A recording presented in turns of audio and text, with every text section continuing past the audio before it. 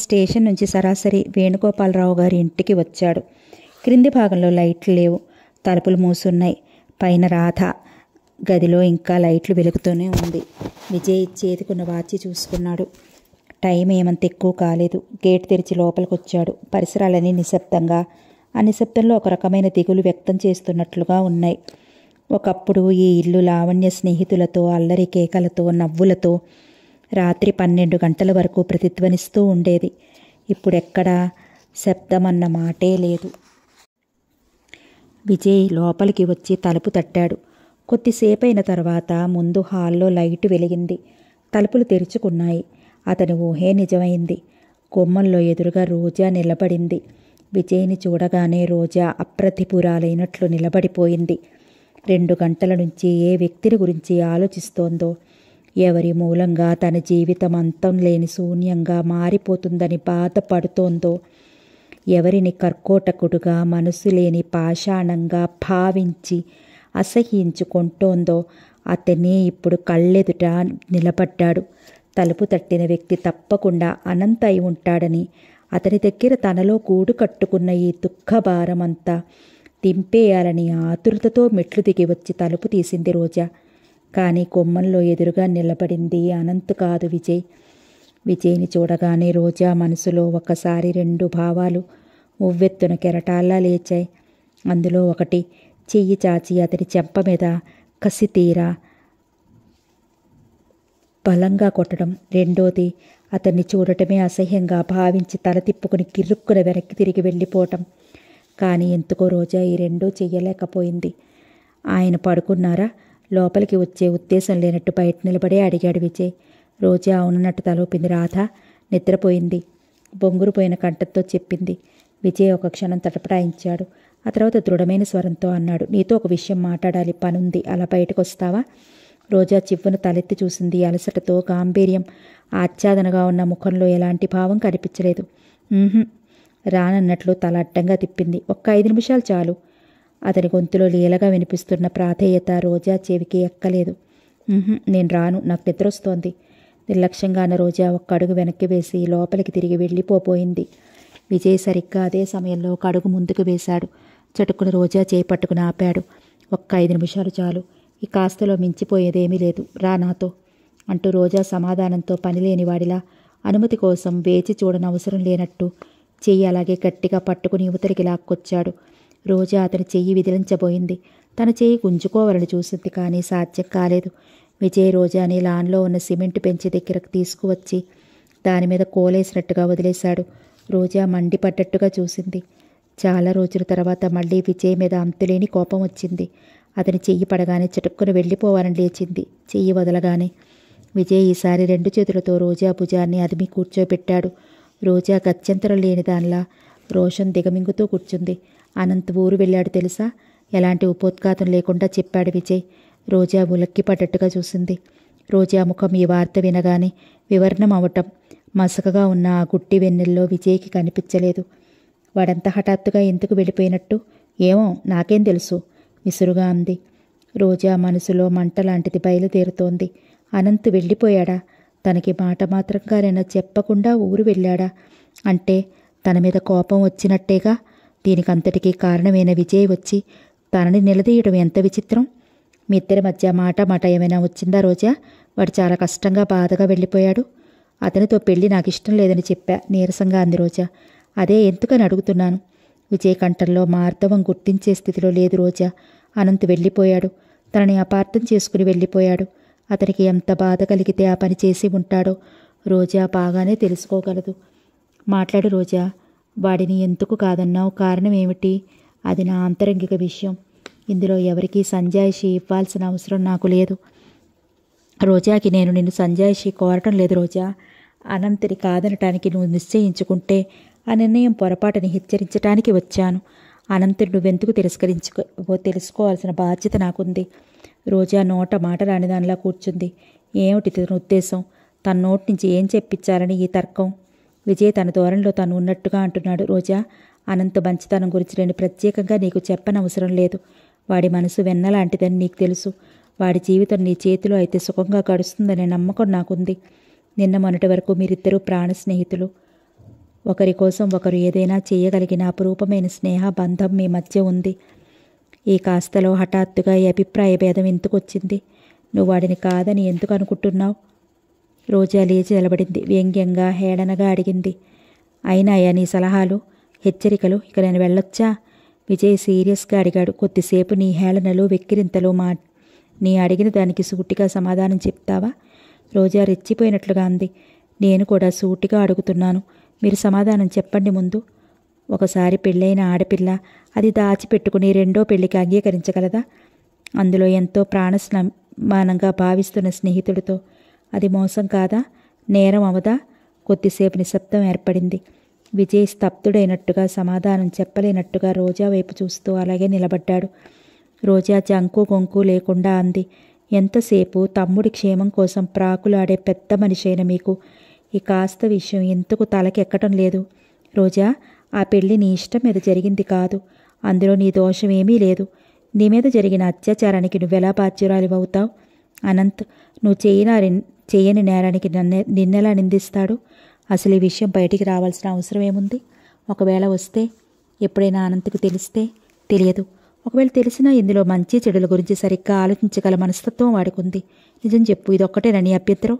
గతంలో జరిగిన ఈ రాక్షస కృత్యం అతనికి తెలుస్తుందనేనా నీ భయం? రోజా సమాధానం చెప్పలేదు.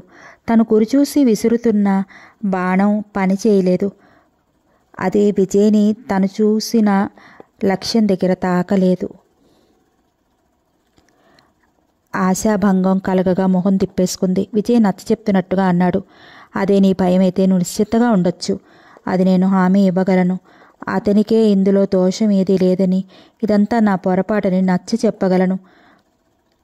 వాడు తప్పకుండా అర్థం చేసుకుంటాడు. అయితే ఆ సంఘటన కేవలం మీ పొరపాటేనని మీరు ఒప్పుకుంటున్నారా? విజయ్ రోజా వైపు క్షణం సేపు రెప్పవాల్చకుండా చూశాడు. ఎవరి మాటలని వాళ్ళ మెడలకి చుట్టంలో రోజాకున్నంత నేర్పు ఇంకెవరికీ లేదేమో. అయినా సరే ఈరోజు తన మాటల్లో లౌక్యం, మర్మం అన్నిటినీ వదిలేసి నిజాన్ని నిస్సంకోచంగా ఈ అమ్మాయి ముందు పెట్టేయాలనిపిస్తోంది. తను చేసిన నేరానికి అనంత్కి శిక్ష పడకూడదు అనిపిస్తోంది అతనికి. అందుకనే శాంత గంభీర స్వరంతో అన్నాడు. నిజమే రోజా, పొరపాటే. కాదని ఎలా అనగలను? నా ఈ పొరపాటు ఆ రోజు అనంత్ శాంతినికేతన్ వెళ్ళక ముందే నాకు తెలిసింది. ఆ క్షణంలో నేను పడిన బాధ నీకు వర్ణించి చెప్పలేను. అన్యాయంగా అహంకారంతో నన్ను బాధ పెట్టినందుకు ప్రతిఫలంగా నలుగురిలో మళ్ళీ నేను వివాహం చేసుకుని నిన్ను అన్ని విధాలా సుఖపెట్టాలనిపించింది రోజా. వివాహం పట్ల నీకున్న సుందర స్వప్నం వివరిస్తూ రాసిన ఉత్తరం నేను చదివాను. అది చూసిన తర్వాత నిన్ను నా జీవితంలోకి ఆహ్వానించాలని, నిన్ను అపురూపంగా చూసుకోవాలని మరీ మరీ అనిపించింది. ఇంకా కొద్ది రోజులుంటే అలాగే జరిగేదేమో. కానీ ఒకదాని వెంట ఒకటి అనుకోకుండా సంఘటనలు పంతుల్లా తొల్లుతూ వచ్చి నన్ను ఉక్కిరిబిక్కిరి చేశాయి. నువ్వు వేణుగోపాలరావు గారు అమ్మాయివని తెలిసింది. డబ్బు గల అమ్మాయిని భారీగా చేసుకోవటం నా ఊహలకి విరుద్ధం. అదృష్టం నిన్ను నా జీవితంలోకి అందించినట్టే అందించి అంతలోనే దూరంగా లాగేసింది. శంకరయ్య గారి మేనకోడలివైతే రోజాగా నిన్ను నేను స్వీకరించగలను. కానీ వేణుగోపాలరావు గారు అమ్మాయిగా లక్షలకు వారసురాలివి అనుకున్న నిన్ను నా జీవితంలోకి ఇముడ్చుకోవడం కష్టం అనిపించింది. అందుకే చందు విషయంలో నీకు చేయగలిగిన సాయం అంతా చెయ్యాలనిపించి చేశాను. మనిద్దరి మధ్య పీడకలగా జరిగిన ఈ సంఘటన నువ్వు ప్రయత్నిస్తే మర్చిపోయలేనంత పెద్దదేమీ కాదు. ఇప్పుడు నువ్వు అనంతకు అన్ని విధాలా తగిన వ్యక్తివి. నువ్వు తొందరపడకుండా బాగా ఆలోచించి ఈ నిర్ణయం తీసుకోమని కోరుతున్నాను. రోజా నిశ్శబ్దంగా వినసాగింది. విజయ్ నోటి వెంబడి ధారాళంగా వస్తున్న ఆ మాటలు రోజా మనసులో అశాంతిని, రోషాన్ని చిత్రంగా శాంతపరిచాయి. రోజా కోరుకుంటున్నదేదో విజయ్ మాటల్లో ప్రతిధ్వనిస్తోంది. కానీ వాటి రూపు మళ్ళీ సంతృప్తికరంగా లేదు. విజయ్ తనని స్వీకరించాలనుకున్నట్ట, కానీ మధ్యలో ఈ డబ్బు అడ్డం వచ్చేసిందట. రోజాకి ఇది సంతృప్తికరంగా లేదు. తను పడుతున్న ఈ అజ్ఞాతమైన బాధ అదేదో అతనికి అనుభవం కావడం లేదని స్పష్టంగా తెలుస్తూనే ఉంది. తను జరిగిందంతా మర్చిపోవాలిట, అనంతుని చేసుకోవాలిట. పరిష్కారం ఎంత సులభంగా చూపించేశాడు. రోజా అందుకే కటువుగా అడిగింది. అయిందా ఉపన్యాసం? ఇంకా ఉందా? రోజా విజయ్ నిర్విణ్ణుడైనట్టు చూశాడు. పోనీ హితపోద, సరేనా? మీ ఆశ నాకు అర్థమైంది. డబ్బును నన్ను భారీగా స్వీకరించడానికి మీ అహంకారం అడ్డొస్తోంది. మళ్ళీ ఈ ఆస్తి పోతుందేమోనని భయం. అందుకని అనంతుని చేసుకోమంటున్నారు. మీ అభిమానం కూడా విడిచి ప్రాధేయపడుతున్నారు, అవునా? విజయ్ ముఖంలోకి వెచ్చటి రక్తం ఒక్కసారిగా పొంగులా వచ్చేసింది. అయ్యో పాపం. పోనీ కాస్త మీ పాదాల చెంత చోటివ్వండి అంటూ మీ కాళ్ల మీద పడనా? అప్పుడు కనకరిస్తారా? అయ్యో, ఎంత ప్రయత్నించినా నా కళ్ళల్లోకి ఒక్క కన్నీటి బిందువు కూడా రావటం లేదే. లేకపోతే తమ్ముడు కోసం చేస్తున్న మీ త్యాగానికి ఆనంద బాష్పాలు రాలుస్తూ మీ కాళ్ళు కడిగి ఉండేదాన్ని. రోజా, వారిస్తున్నట్టుగా కాస్త బిక్కరగా అన్నాడు విజయ్. అతని ముఖం కందగడ్డలా తయారైంది. రోజా ఆ ఆగ్రహానికి ఇంకొంచెం సమితులు వేస్తున్నట్టుగా అంది. మీ సలహాలు సంప్రదింపులు నాకేం అవసరం లేదు. నా భర్తగా ఎలా వ్యక్తిని ఎన్నుకోవాలో నాకు తెలుసు. నిజమే, మీరన్నట్లు నేనిప్పుడు లక్షలకి వారసురాలిని. ఇంత డబ్బు గల నేను ఎలాంటి ఆకర్షణ లేని అనంతుడు చేసుకోవాల్సిన కర్మేమిటి? ఇదివరకు మీరు మీ అంతస్తుకు తగనని నిరాకరించారు. ఇప్పుడు మీరు నాకు తగరంటున్నాను సరా? విజయ్ బలిష్టమైన చేయి బుసలు కొడుతున్న సర్పంలా రోజాని పట్టుకోవడానికి ముందుకు వచ్చింది. అది గమనించిన రోజా మెరుపులా అవతలికి వెళ్లి దూరంగా నిలబడింది. మీ అన్నదమ్ములిద్దరికీ ఓ పెద్ద నమస్కారం. నేను రేపు ఆయనతో పాటు ఊరెళ్ళిపోతున్నాను. ఇప్పటికే నా మనసు కొన్ని కారణాలుగా తూట్లు పడింది. ఇక నేను తిరిగి రాను. మీరు మళ్ళీ అనంత్ కోసం వేట ప్రారంభించడం మంచిది.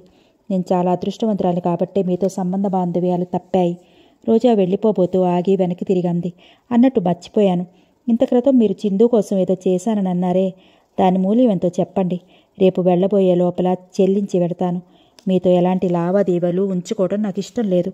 మీరు చతురులు, దాన్ని ఎలాగైనా తిప్పగలరు. గబగబా అనేసి రోజా పరుగులాంటి నడకతో వరండా వైపు వెళ్ళిపోయింది. విజయ్ నిశ్చేష్టుడైనట్టు నిలబడిపోయాడు. అతనిలో నవనాడులు కృంగిపోయినట్టుగా ఉంది. ఇంట్లోకి వచ్చేసి తలుపులు మూసేసిన రోజాకి చెప్పలేనంత దుఃఖం ఒక్కసారి వెల్లువలా పొంగి వచ్చింది. తన మాటలు అతన్ని గాయపరిచినందుకు సంతృప్తిగా అనిపించినా పూర్తిగా సంతోషం కలగలేదు. అతని మీద కసి తీర్చుకున్న మాట నిజమే, కానీ అది శాంతిగా అనిపించటం లేదు. చేజిక్కిన ఒక్కగానొక్క అవకాశం జారవిడుచుకున్నట్లుగా ఉంది. నెమ్మదిగా మంచి మాటలతో విజయ్ విషయం ఇది అని వివరిస్తే అంగీకరించేవాడేమో, తనని స్వీకరించేవాడేమో. నిశ్చేష్టుడైనట్టు నిలబడిపోయిన విజయ్ కొద్దిసేపేర తర్వాత వచ్చి సిమెంటు బెంచి మీద కూర్చున్నాడు. అతని చేతులు కంపించసాగాయి. జేబులు తడుముకొని సిగరెట్ తీసుకుని వెలిగించుకున్నాడు. అతనిలో కోపోద్రేకాలని రోజా రెచ్చగొట్టినంతగా ఇంకెవరికీ సాధ్యం కాదేమో.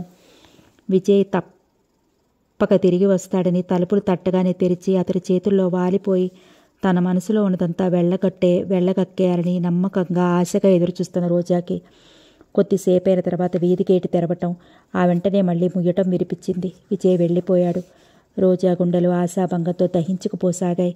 తను అభిమానం వదలలేనట్టే అతని అహంకారం మర్చిపోలేదు. ఇద్దరి మధ్య సామ్యం కుదరటం అసంభవమేమో అనిపించింది రోజాకి.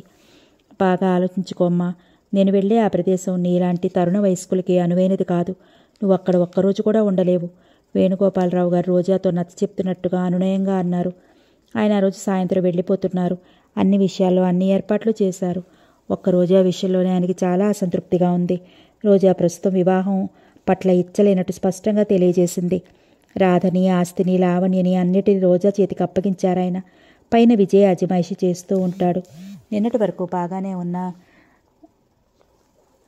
బాగానే ఉన్న రోజా రాత్రి హఠాత్తుగా ఏమైందో ఏమో. ఉదయం లేవగానే తను కూడా ఆయనతో ప్రయాణం అవుతున్నానని చెప్పింది. ఆయన కారణం అడిగారు. రోజా సూటిగా సమాధానం చెప్పలేదు. మీరు వెళ్ళిపోతే నేను ఇక్కడ ఒంటరిదాన్ని అయిపోతాను అంటూ మొదలుపెట్టింది. ఒంటరిదానివా? ఒంటరిదానివి ఎలా అవుతావమ్మా? విజయ్ లేడు, అనంత్ లేడు. ఈరోజు కాకపోతే రేపైనా లావణ్య ఇంటికి తిరిగి రాదా? రాధ బాధ్యత నీకు ఉందయ్యే. రోజా ఆయనతో తర్కించలేదు, కానీ ప్రయాణం మాత్రం విరమించుకోలేదు. ఉదయం కాఫీ తాగుతుండగా విజయ్ ఫోన్ చేశాడు. రాత్రి లావణ్య వారు వెళ్లిన సంగతి చెప్పాడు. తను ఇంట్లో లేని సమయంలో వచ్చి వెళ్ళిందని, తనకు రాసిన ఉత్తరంతో పాటు తండ్రికి కూడా ఉత్తరం రాసి జతపరిచి చెప్పాడు. అప్పలమ్మ రాగానే ఆ ఉత్తరం ఇచ్చి పంపుతానన్నాడు. ఆయన నిట్టూర్పు విడిచారు. ఆ ఉత్తరంలో నేను ప్రత్యేకంగా చదవాల్సింది ఏమైనా ఉందా విజయ్ అన్నారు ఆయన. లేదు, మామూలు ఉత్తరమే. చివరిలో మిమ్మల్ని బాధపెట్టినందుకు క్షమాపణ కోరింది. వేణుగోపాలరావు గారు తర్వాత రోజా తనతో వస్తానంటున్న విషయం చెప్పారు. రోజా అక్కడే ఉంది. చూడు విజయ్, నేనెంత చెప్పినా వింటం లేదు. కనీసం నువ్వైనా నచ్చ చెప్పు రోజాకి అన్నాడు. విజయ్ విని ఊరుకున్నాడు. ఆ మాట మీద అతను ఎలాంటి వ్యాఖ్యానమూ చెయ్యలేదు. వేణుగోపాలరావు గారికి విజయ్ ధోరణి కాస్త ఆశాభంగమే కలిగించింది. విజయ్ తన పని మీద వెళ్తున్నానని, వీలైతే మధ్యాహ్నం వస్తానని ఫోన్ పెట్టేశాడు. రోజా డ్రైవర్ రాగానే తనకి రాధకి కూడా సీట్లు రిజర్వ్ చేయమని పంపింది. వేణుగోపాలరావు గారు రోజాని దగ్గరికి రమ్మని పిలిచారు. చూడు తల్లి, ఆఖరిసారి చెప్తున్నాను. నేనెంతగానో కలలు కన్న చంద్రం జీవితం అలా అయిపోయింది. లావణ్ణి చూస్తే ఇలా ఉంది. రాధ నోరు లేని మొగది. కనీసం నువ్వైనా అందరిలా కళకళలాడుతూ సుఖంగా ఉంటే నాకెంతో సంతృప్తిగా ఉంటుంది. కనీసం నా కోసమైనా ఈ ప్రయాణం మానుకో. నీకు ఇప్పుడప్పుడే వివాహం మీద ఇష్టం లేకపోతే బలవంతమేమీ లేదు. నా దృష్టిలో విజయ్కి ప్రాధాన్యత ఉన్నా నీకు ఆ ఉద్దేశం లేకపోతే ఆ ప్రసక్తే వద్దు. 1-2 సంవత్సరాల్లో నెమ్మదిగా నీకు నచ్చిన వ్యక్తితో జీవితం పంచుకో. నేను వెడుతున్న చోటు మనిషికి ఇంకా వైరాగ్యం తెప్పిస్తుంది. జీవితం మీద లాలనని తెంపివేసే వ్యక్తుల మధ్యకు వెళుతున్నాను. అక్కడికి నీ తండ్రిగా, నీ సుఖం కాంక్షించే వ్యక్తిగా నేను తీసుకెళ్లలేను.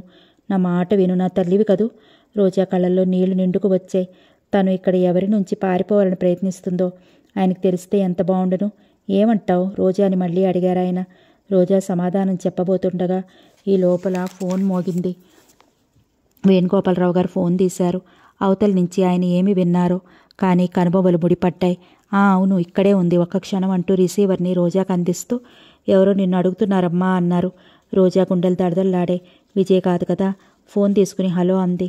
ఒక క్షణం తర్వాత రోజా ముఖం పాలిపోయినట్టయింది. ఇప్పుడే వస్తాను, అడ్రస్ ఏమిటి అంది తడబడుతూ. రాత్రి చాలా పొద్దుపోయింది. దూరంగా ఉన్న చర్చిలో నుంచి గడియారం టంగున గంటలు కొట్టడం వినిపిస్తోంది. శాంతిపురం అంతా నిశ్శబ్దంగా అయినా విజయ్ ఇంట్లో ఇంకా లైట్లు వెలుగుతూనే ఉన్నాయి.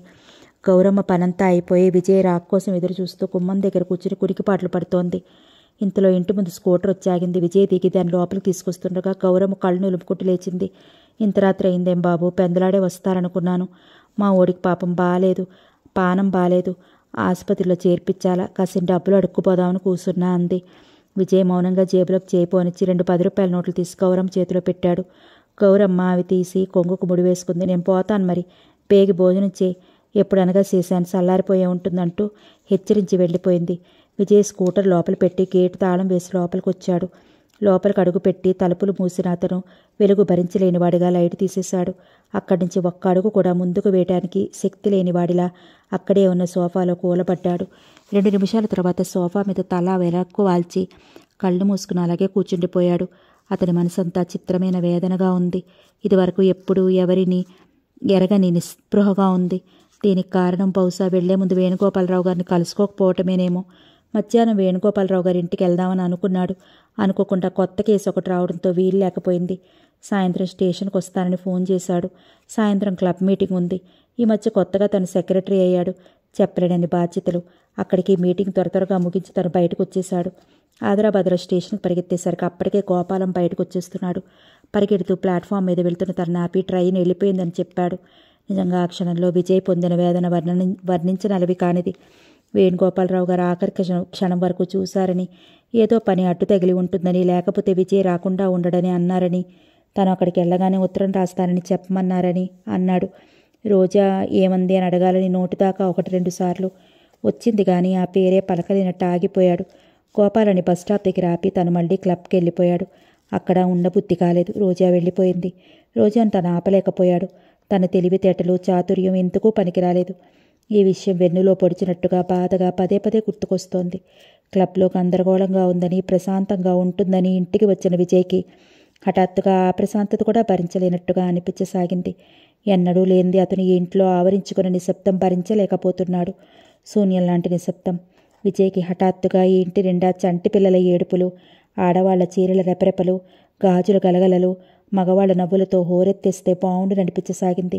తను పొరపాటు చేశాడు. ఇంటికి రాకుండా ఉండాల్సింది. అటు నుంచి ఎటైనా కొద్ది రోజులు వెళ్ళిపోవాల్సింది. అతనికి ఆ నిమిషంలో తన చుట్టూ అల్లుకున్న బాధ్యతలు, నిర్వర్తించాల్సిన కర్తవ్యాలు చిరాకుగా అనిపించసాగాయి. విజయ్ లేచి సరిగ్గా కూర్చున్నాడు. జేబులో నుంచి సిగరెట్ తీసుకున్నాడు. భోజనాల గదిలో లైటు వెలుగుతోంది. ఆ కాంతి సన్నగా యువతల గదిలోకి వచ్చి ప్రసరిస్తోంది. సిగరెట్ వెలిగించబోతున్న విజయ్ హఠాత్తుగా ఆగిపోయాడు.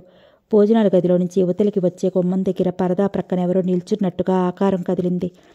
చీకట్లో కూర్చున్న విజయ్కి వెలుగు నీడల మిశ్రమంగా ఉన్న లోపలి పరదా దగ్గరగా నిలుచుంది.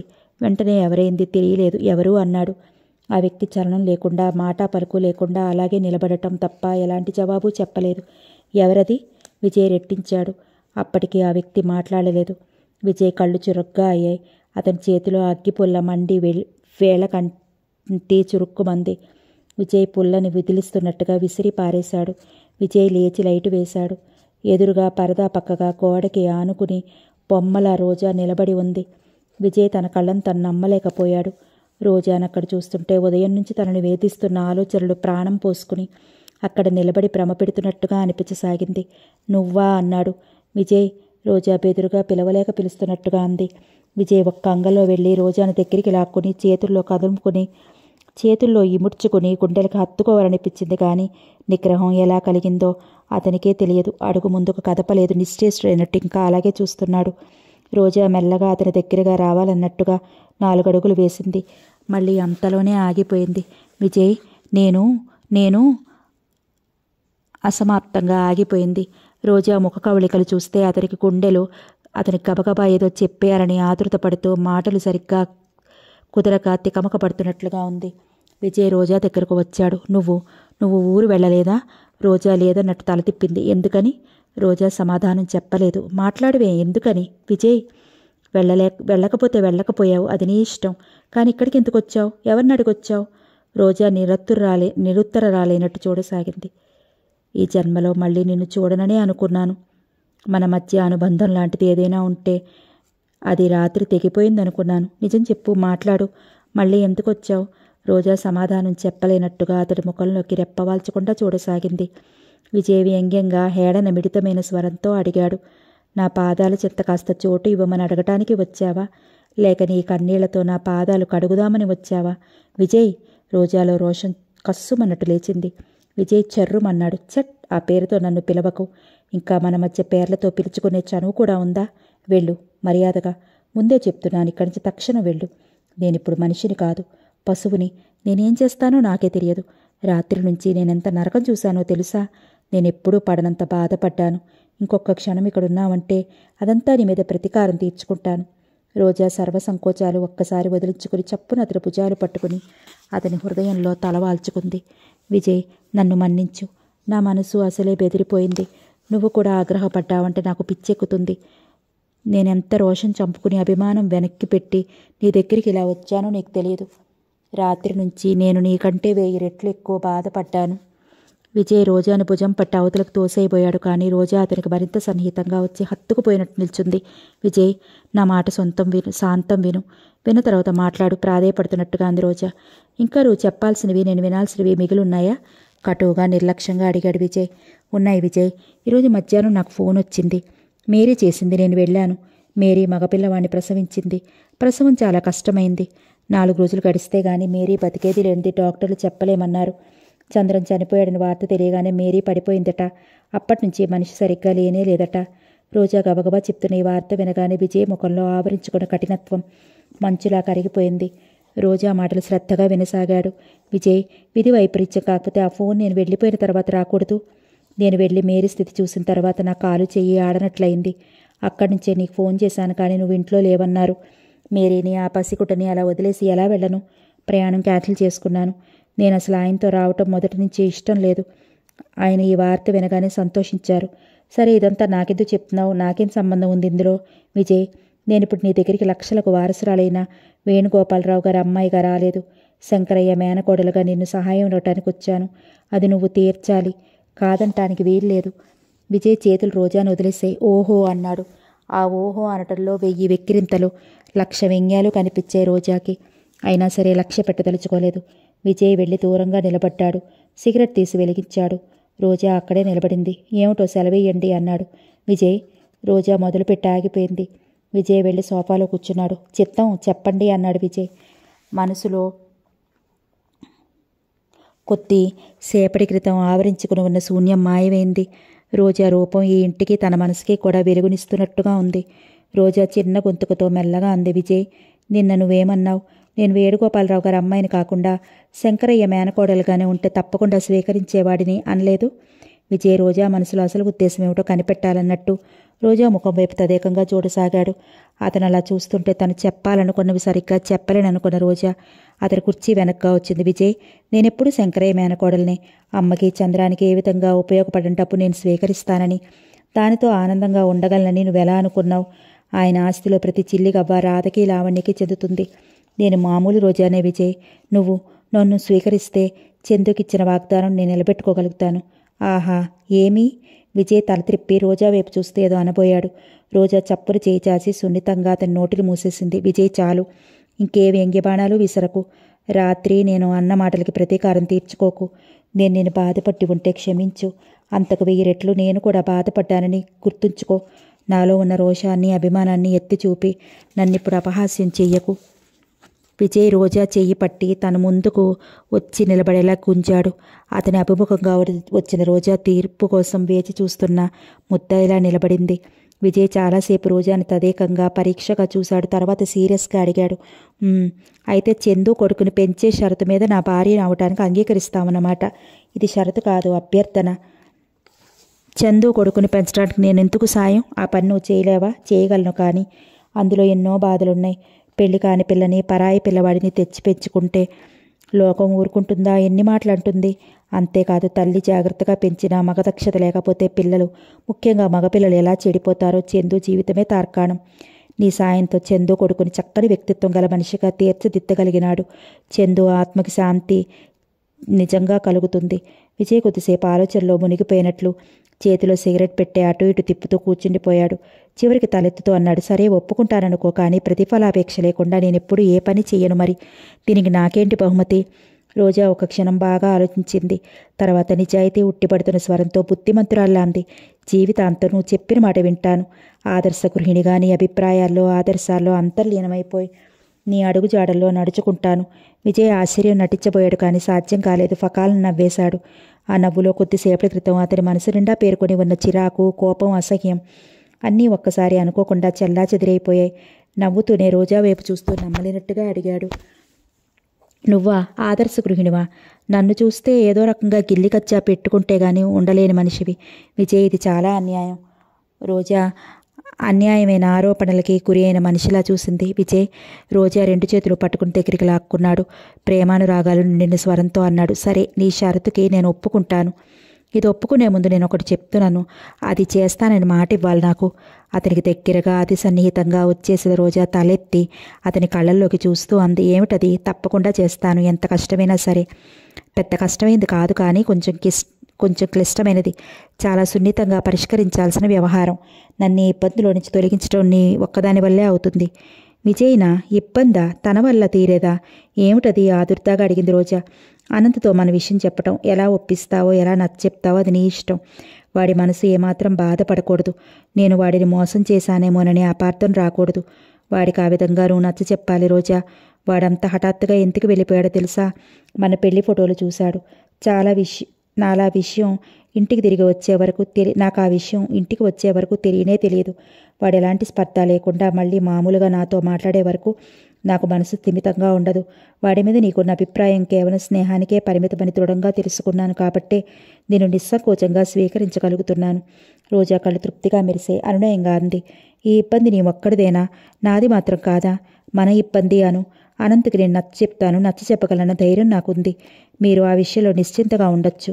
అనంతకి జీవితాంతం ప్రాణ స్నేహితురాల్లా తలుచుకున్న నాకు సున్నితమైన అతని మనసు వ్యర్థ పొందకుండా చూడటం నా మొదటి కర్తవ్యంగా భావిస్తాను.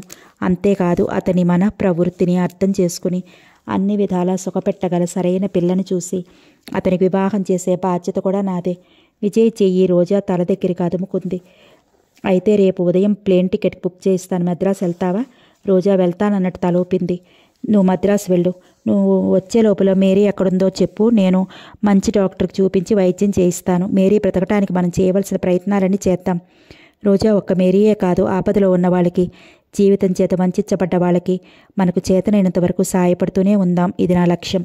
ఇక నుంచి నీ లక్ష్యం కూడా అవ్వాలన్నాడు విజయ్. రోజా తల ఊపింది పరధ్యానంగా. ఏంటి ఆలోచిస్తున్నావు? నీ ఆలోచనలు ఇక్కడ లేవు. భుజాలు పట్టి చిన్నగా కుదుపుతూ అన్నాడు విజయ్. రోజా దృష్టి విజయ్ ముఖం మీద నిలిచింది. మీరు నాకు అన్యాయం చేశారని, మీ ప్రవర్తన వల్ల నాకు అత్యాచారం కలిగిందని భావించటానికి కారణమైన ఆ సంఘటన నా పాలిట ఈ విధంగా స్వర్గంగా మారుతుందని నేను కల్లో కూడా అనుకోలేదు. మీరు నా పట్ల పౌరుషంగా ప్రవర్తించారనే పశ్చాత్తాపమే మీకు లేకపోతే నాకింత సహాయపడేవారు కాదు. ఈ మధ్య నేను పడిన గందరగోళానికి, అడుగడుగున జారుడు మెట్టు లాంటి ఈ విచిత్రమైన సంఘటనలకి మీ చల్లటి స్నేహం చేయూతిగా లేకపోతే తట్టుకోలేకపోయేదాన్ని. ఎప్పుడో పిచ్చిదాన్ని అయిపోయి ఉండేదాన్ని. ఈ సంఘటన అన్యాయ రూపంలో నన్ను ఆదుకున్న అదృష్టం కాదని మీరు అనగలరా? రోజా, విజయ్ ముఖంలో రక్తం పొంగుకు వచ్చింది. ఏవి ఆ ఫోటోలు? నిజంగా అసలున్నాయా? ఒక్కసారి నా కళ్ళతో నన్ను చూడనివ్వండి. నా ఈ సుందర స్వప్నానికి ఆధారమైన వాటిని భద్రంగా దాచుకుంటాను. అవి నాకు ఇచ్చేయండి. నా దగ్గరే ఉంచుకుంటాను. మళ్ళీ భవిష్యత్తులో ఎప్పుడైనా నువ్వెవరివి నాకు అని దబాయించకుండా విజయ్ రోజాను వదిలేశాడు. చాలా రోజుల తర్వాత అతని ముఖంలో కొంటితనంతో నిండిన చిరునవ్వు మెరిసింది. పైన నా బీరువాలో ఉన్నాయి, వెళ్ళి తెచ్చుకో. పరిగెత్తు, లేకపోతే ఇప్పుడే ఆనేస్తానా మాటలు అన్నాడు. రోజా లేచి మెట్ల వైపు నడిచింది. విజయ్ అంతలోనే ఆగు. రోజా ఆగింది. ఇవిగో తాళం చెవులు, దానికి తాళం వేసుంది అంటూ జేబులో నుంచి తాళం చెవులు తీసి అందించాడు. రోజా అతని దగ్గరగా వచ్చి చెయ్యి చాచింది. చేతికి ఇవ్వటమా? నేను కాస్త పాతకాలం వాడిని. విజయ్ రోజా చేపట్టి దగ్గరికి లాక్కున్నాడు. కొంగు అందుకుని తాళం చెవులు గుత్తి దానికి ముడేశాడు. రోజా వెళ్ళిపోయింది. కాస్త దూరం వెళ్ళగానే విజయ్ వెనక నుంచి ఆగు అన్నాడు మళ్ళీ. రోజా ఆగిపోయింది. ఆశ్చర్యంగా తిరిగి చూసింది. విజయ్ సోఫాల నుంచి లేచి వచ్చాడు. పద ఇద్దరం వెళదామన్నాడు. ఇద్దరు కలిసి మెట్ల వరకు వచ్చారు. రోజా విజయ్ ముందు మెట్లు ఎక్కబోయింది. వెంటనే వచ్చిన విజయ్ రోజాని ఉన్నట్టుండి చేతుల మధ్య లేవనెత్తాడు. నెమ్మదిగా ఒక్కొక్క మెట్టే నిదానంగా ఎక్కుతూ మృదు గంభీర స్వరంతో అన్నాడు. రోజా, సుందర స్వప్నం, భవిష్యత్తు, అదృష్టం అని ఏవేవో చెప్తున్నావే, వాటిల్లోకి నేను నిన్నెలా తీసుకెళ్ళాలి? ఈ క్షణం నుంచి నీ జీవితంలో దేనికి లోటు ఉండకూడదు. నువ్వు అసంతృప్తి అనే పదమే మర్చిపోవాలి. దేనికి బాధపడకూడదు. సంపూర్ణమైన సుఖ సంతోషాలతో నవ్వుతూ తుళ్ళుతూ నన్ను రెచ్చగొడుతూ కవ్విస్తూ నువ్వు ఆనందంగా ఉంటూ అందులో సగం నాకు పంచి ఇస్తూ ఉండాలి. ఇక నుంచి నువ్వెప్పుడూ ఆ విధంగా ఉండేలా చూడటం జీవితంలో నా మొట్టమొదటి కర్తవ్యం అని నేను భావిస్తానంటే నువ్వు నమ్ముతావా? రోజా చెయ్యి విజయ్ మెడ చుట్టూ పడింది. ముఖం అతని గుండెల్లో దాచుకుంది. కళ్ళ నిండా అప్రయత్నంగా నీళ్లు నిండాయి. విజయ్ తనని శారీరకంగా కాక మానసికంగా బాధల్లో నుంచి సమస్యల్లోంచి జీవితం అంటే అడుగడుగునా పడే భయంలో నుంచి దృఢమైన తన చేతులతో పైకి లేవనెత్తినట్టుగా అనిపించసాగింది. ఈ జీవితం ఎంత విచిత్రం! ఎక్కడో పుట్టి ఎక్కడెక్కడో ప్రవహించి చివరికి మహాగంభీరమైన సముద్రంలో ఐక్యమైపోవటమే తన లక్ష్యంగా పెట్టుకున్న నదిలా పరుగు తీస్తుంది. ఒక్కొక్క సంఘటన, ఒక్కొక్క తరంగం. ఆ మనిషి ఎంత మామూలు మనిషి అయినా కానీ, ఎంత మామూలు జీవితంగానైనా కనిపించని, తప్పకుండా చెప్పలేనని తరంగాలు ఆ జీవితంలో ఉండి తీరతాయి. అదృష్ట దురదృష్టాలు, జయాపజయాలు, ఆశ నిరాశలు, ఎగుడు దిగుళ్ళు అనబడే రకరకాల ఈ తరంగాల తాకిడికి తట్టుకుంటూ మృత్యువు అనబడే మహాసాగరం వైపు సాగిపోవటమే మానవ జీవితపు లక్ష్యం. కానీ ఈ సాగిపోయేటప్పుడు స్నేహం, మమత, అభిమానం నిండిన చేయి తోడుగా అండగా నిలిస్తే ఇంకెంతో బాగుంటుంది. ఆ జీవితానికి పరిపూర్ణత్వం లభిస్తుంది. రోజాకి ఇప్పుడు అదే లభించినట్టుగా ఉంది. జీవితంలో మొట్టమొదటిసారిగా నిశ్చింతని, ఆనందాన్ని, అదో రకమైన హాయిని అనుభవిస్తున్న రోజా ఆ అనుభూతిని మనసారా పొందుతున్నట్టుగా కళ్ళు మూసుకుంది. సమాప్తం.